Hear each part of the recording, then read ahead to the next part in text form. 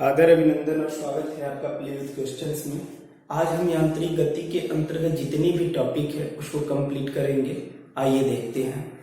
पहला टॉपिक है कि लिफ्ट में व्यक्ति का आभासी भार। इस टॉपिक के अंतर्गत आपसे पूछेगा कि जब लिफ्ट विराम में हो तब व्यक्ति का भार कितना होगा, जब लिफ्ट त्वरित गति में हो तो कितना होगा, जब लिफ्ट एक समान गति से ऊपर जाए या नीचे आए तब व्यक्ति का भार कितना होगा। तो इसमें से जरूर एक क्वेश्चन यदि इस टॉपिक से आए तो एक क्वेश्चन पूछता है। तो आइए देखते हैं। पहला है कि जब लिफ्ट या एलिवेटर विराम अवस्था में हो तब व्यक्ति का आभासी भार कितना होगा। तो इस अवस्था में व्यक्ति का आभासी भार बराबर होगा वास्तविक भार। आभासी भार बराबर होगा वास्तविक भार। मतलब जब लिफ्ट एलिवेटर विराम अवस्था में हो, विराम मतलब गति की अवस्था में ना हो, जिस अवस्था स्थिर अवस्था में हो, तो जब लिफ्ट विराम अवस्था में हो तो व्यक्ति का आभासी भार और वास्तविक भार दोनों सेम होगा। इस तरीके से भी याद कर सकते हैं, सेम होगा या आभासी भार किसके बराबर होगा, वास्तविक भार के बराबर होगा। दूसरा है कि जब लिफ्ट एक समान वेग से ऊपर या नीचे जाए या ऊपर जाए या नीचे आए तब भी व्यक्ति का आभासी भार क्या होगा, सेम होगा। यानी कि जितना उसका वास्तविक भार होगा उतना ही उसका आभासी भार भी होगा। लेकिन तीसरा कह रहा है कि जब लिफ्ट त्वरण के साथ ऊपर जाती है, तो जब भी लिफ्ट त्वरण के साथ ऊपर जाती है तो व्यक्ति का आभासी भार बढ़ा हुआ प्रतीत होता है, और जब लिफ्ट त्वरण के साथ नीचे आए तब क्या होता है, तब व्यक्ति का आभासी भार घटा हुआ प्रतीत होता है। फिर नेक्स्ट कंडीशन है कि यदि नीचे आते समय लिफ्ट की डोरी टूट जाए तब क्या होगा। तो जब लिफ्ट की डोरी टूट जाए तो व्यक्ति का भार शून्य मालूम होगा, यानी कि व्यक्ति का आभासी भार शून्य प्रतीत होगा। इसे यूं ही भी कह सकते हैं कि व्यक्ति भारहीनता की स्थिति को महसूस करेगा। फिर नेक्स्ट है, यदि नीचे उतरते समय लिफ्ट का त्वरण g से अधिक हो तब क्या होगा। तो जब नीचे उतरते समय लिफ्ट का त्वरण g से अधिक हो जाएगा तो लिफ्ट की फर्श पर स्थित कोई भी पिंड, चाहे वो कोई भी व्यक्ति हो, वस्तु हो, कोई भी हो, वो लिफ्ट की छत से जाकर के टकरा जाएगा। तो इतना हम 6 कंडीशन को ध्यान रखेंगे। फिर से लिख देते हैं। जब लिफ्ट त्वरण से ऊपर जाती है तब व्यक्ति का भार क्या होगा, बढ़ा हुआ प्रतीत होगा, बढ़ा हुआ प्रतीत होगा। कौन सा भार, आभासी भार। ये भी कह सकते हैं कि धन होगा, मतलब धनात्मक प्रतीत होगा। जब लिफ्ट त्वरण के साथ नीचे आती है तब क्या होगा, घटा हुआ प्रतीत होगा और ऋण प्रतीत होगा, मतलब जो वास्तविक भार है उससे आभासी भार कम प्रतीत होगा। और यदि नीचे आते समय लिफ्ट की डोरी टूट जाए तब क्या होगा, तब उसका भार शून्य प्रतीत होगा या वो भारहीनता की स्थिति का अनुभव करेगा। अब यदि नीचे उतरते समय लिफ्ट का त्वरण g से अधिक हो जाए, यानी कि स्मॉल g का वैल्यू कितना होता है, 9.8 मीटर प्रति सेकेंड स्क्वायर, यानी कि किसी वस्तु को हम 0 मीटर पर सेकेंड के वेग से ऊपर से स्वतंत्र रूप से छोड़े तो उसके वेग में वृद्धि कितना हो जाती है, हर 1 मीटर के बाद 9.8 मीटर सेकेंड की वृद्धि होती जाती है, 9.8 मीटर की वृद्धि होती जाती है। अब समझना, ये कह रहा है कि g यदि नीचे उतरते समय लिफ्ट का त्वरण g से अधिक हो जाए तो क्या होगा, लिफ्ट की फर्श पर स्थित कोई भी पिंड जो होगा, फर्श का पिंड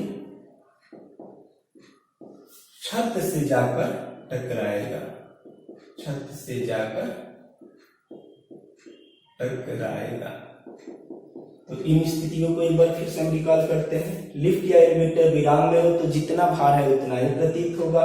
एक समान वेग से ऊपर या नीचे जाए तब भी आपका भार उतना ही प्रतीत होगा। जब त्वरण से ऊपर जाती है तो बढ़ा हुआ, त्वरण से नीचे आती है तो घटा हुआ, और नीचे आते समय लिफ्ट की डोरी टूट जाए तो शून्य या भारहीनता की स्थिति प्रतीत होगी, और उतरते समय लिफ्ट का त्वरण g से अधिक हो जाए तो फर्श का पिंड छत से जाकर टकराएगा। इतना बात समझ में आ गया। अब आते हैं घर्षण बल पे। तो घर्षण बल क्या है, बल हम लोग कल पढ़ चुके थे। घर्षण बल क्या है कि किसी भी पिंड को किसी भी संपर्क सतह पर फिसलने से रोकता है। मतलब यदि साइकिल चला करके हम उसका पैडल मार करके और छोड़ दे तो जड़त्व का नियम या न्यूटन का प्रथम नियम क्या कहता था, तो वो जिंदगी भर चलती रहेगी, कभी रुकेगी ही नहीं। लेकिन जो सड़क का संपर्क तल है, हवा का घर्षण है, ये सब उसको क्या कर देगा, रोक देगा। तो घर्षण बल क्या करता है, किसी भी वस्तु को एक दूसरी वस्तु की सतह पर फिसलने से रोकता है। अब ये घर्षण बल कई प्रकार का होता है, जिसमें से कुछ घर्षण बल आपके एग्जाम्स में दे देगा और कहेगा निम्नलिखित में से कौन सा कौन घर्षण बल है। तो इन सभी की परिभाषा जान लेते हैं। स्थैतिक घर्षण बल किसे कहते हैं, तो जब पिंड स्थिर होती है या चलाने से पहले पिंड पे किसी भी वस्तु को चलाने से पहले जो बल लगता है, उसमें दो संपर्क सतहों के बीच जो बल लगा रहेगा उसको हम क्या कहेंगे, स्थैतिक घर्षण बल। मूल रूप से इसमें आपसे पूछता है सीमांत घर्षण बल का किसे कहते हैं, तो जब वस्तु एकदम चलने वाली हो, अभी चल नहीं रही हो, तब क्या होगा, सीमांत घर्षण बल। सिंपल में समझना, जैसे मैंने इसको इस पे रख दिया, मार्कर को इस पे रख दिया, अब इस व्हाइट बोर्ड और मार्कर के बीच जो बल लग रहा है वो कौन सा बल है, वो है स्थैतिक घर्षण बल। और जब हमने उसको चलाने का प्रयास किया, एकदम अभी चल नहीं रहा है, चलने वाला ही होता है, वो होता है सीमांत घर्षण बल। और जब हम उसको चलाने लगते हैं तब क्या होता है, तब जो लगता है इस व्हाइट बोर्ड और मार्कर के बीच जो बल लगेगा वो लगेगा गतिज घर्षण बल। इतना समझ में आपको आ गया। अब कहें कि सबसे अधिक कौन इसमें होगा, तो स्थैतिक घर्षण बल सबसे अधिक होता है। कब संपर्क सतहों के बीच सबसे कम घर्षण बल लगेगा, तो गतिज घर्षण बल में सबसे कम घर्षण बल लगेगा। अब आता है टॉपिक की घर्षण कम करने की विधियां क्या है। तो घर्षण कम करने की कई विधियां होती है, जैसे स्नेहक का प्रयोग करते हैं, बॉल बियरिंग का प्रयोग करते हैं। जैसे होता है ना, जब साइकिल या गाड़ी कोई भी जाम चलने लगेगा तो उसमें ग्रीसिंग करेंगे, और उसमें जो साइकिल का होता है जहां से वह घूर्णन करते हैं पहिया, वहां पे हम क्या करते हैं, बॉल बियरिंग का प्रयोग करते हैं। नेक्स्ट टॉपिक पे आते हैं अभिकेंद्र बल। अभिकेंद्र बल को जरा ध्यान से समझना। अभिकेंद्र बल होता क्या है, जब कोई भी वस्तु एक वृत्त के पथ पर गति करती है, जैसे एक वृत्त हो गया, यहाँ पे कोई भी पिंड है, जब यह पिंड वृत्त के पथ पर गति करेगा तो इसके सेंटर की तरफ एक बल कार्य करेगा, इसके सेंटर की तरफ एक बल कार्य करेगा, और ये बल ही क्या होता है, अभिकेंद्र बल होता है। मतलब वृत्त की परिधि पर कार्य करते समय जो सेंटर की तरफ, केंद्र की तरफ बल कार्य करता है वह होता है अभिकेंद्र बल। तो इस अभिकेंद्र बल से अभिकेंद्र बल का सूत्र पूछता है, और इसके साथ साथ ये भी पूछता है कि किस किस परिघटना में या किस किस घटना में अभिकेंद्र बल का यूज होता है, मतलब इसका उदाहरण क्या क्या है। तो आइए देखते हैं। सबसे पहले इसका सूत्र निकालेंगे।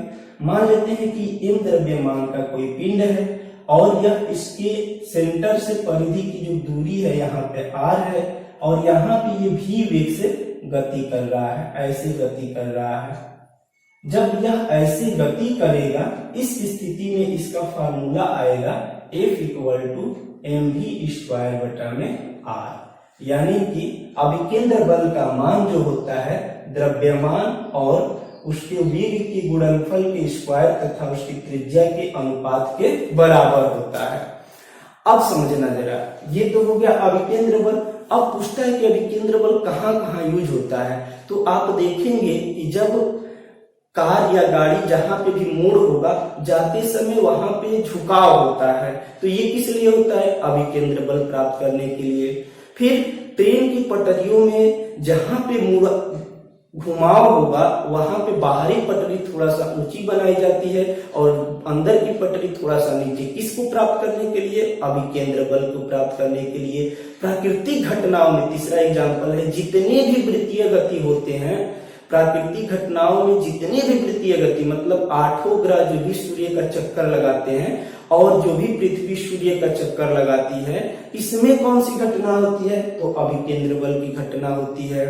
फिर से यदि आप बाल्टी को भर करके पूरी बाल्टी में पानी भर लो और उसको ऐसे घुमाओगे तो उसमें भी क्या होगा, अंदर की तरफ जो बल लग रहा है उसी को हम क्या कहेंगे, अभिकेंद्र बल कहेंगे।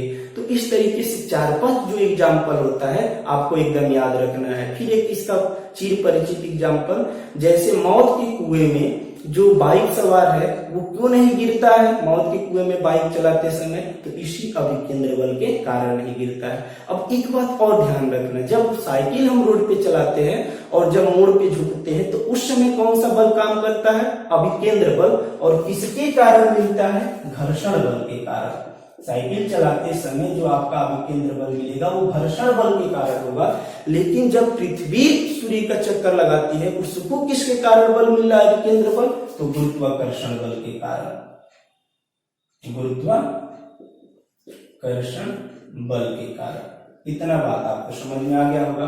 अब आते हैं आगे है अपकेंद्र बल। तो अपकेंद्र बल हमने न्यूटन के तृतीय नियम में क्या पढ़ा था कि जब कोई भी वस्तु गति करती है तो उसकी विपरीत दिशा में भी ये गति होती है, या जब किसी वस्तु पे हम बल लगाते हैं तो उसकी विपरीत दिशा में भी प्रतिक्रिया बल काम करता है। तो जब ये वस्तु सेंटर की तरफ कार्य करता है, ठीक उसी तरह जब ये बल इधर की तरफ काम करेगा उसी समय एक इधर की तरफ भी तो बल लगेगा, इसी को हम क्या कहते हैं, छदम बल या अपकेंद्र बल कहते हैं। लेकिन यहाँ पे ये ध्यान देंगे कि यह अपकेंद्र बल जो है यह प्रतिक्रिया बल नहीं होता है। यदि आपसे एग्जाम में पूछे क्या अपकेंद्र बल न्यूटन की गति के तृतीय नियम के अनुसार ये प्रतिक्रिया बल होगा, तो कदापि नहीं होगा। यह एक आभासी बल होता है, इसका नाम याद रखेंगे, इसे हम छदम बल भी कहते हैं, आभासी बल भी कहते हैं, आभासी बल कहते हैं। जैसे ऐसे समझना, जब हम बाल्टी को पानी से भर करके घुमा रहे थे तो बाल्टी के अंदर जो पानी लग रहा था, बाल्टी के वो सतह तली की तरफ जो बल लग रहा था वो क्या होगा, वो अभिकेंद्र बल होगा, और बाल्टी की पेडी के बाहर की तरफ जो बल लग रहा होगा वो क्या होगा, अपकेंद्र बल होगा। या यहाँ पे जो बल लग रहा है ये सेंटर की तरफ अभिकेंद्र बल, और सेंटर के बाहर की तरफ जो बल लगेगा वो क्या होगा, अपकेंद्र बल। अब इसमें एग्जाम्पल पूछता है कि इसके क्या क्या उदाहरण है, तो 2 एग्जाम्पल को आप इसके याद रखेंगे। कपड़ा सुखाने वाली वॉशिंग मशीन जो है ये अपकेंद्र बल के सिद्धांत पे कार्य करती है, और दूध से मक्खन निकालने वाली जो मशीन है वो भी किसके सिद्धांत पे कार्य करती है, अपकेंद्र बल के सिद्धांत पे। तो मैं उम्मीद करता हूं कि अभिकेंद्र बल का उदाहरण और अपकेंद्र बल का उदाहरण आपको याद हो गया होगा। अब इस चैप्टर के अंतर्गत कुछ टॉपिक्स है जिसे हम देख लेते हैं।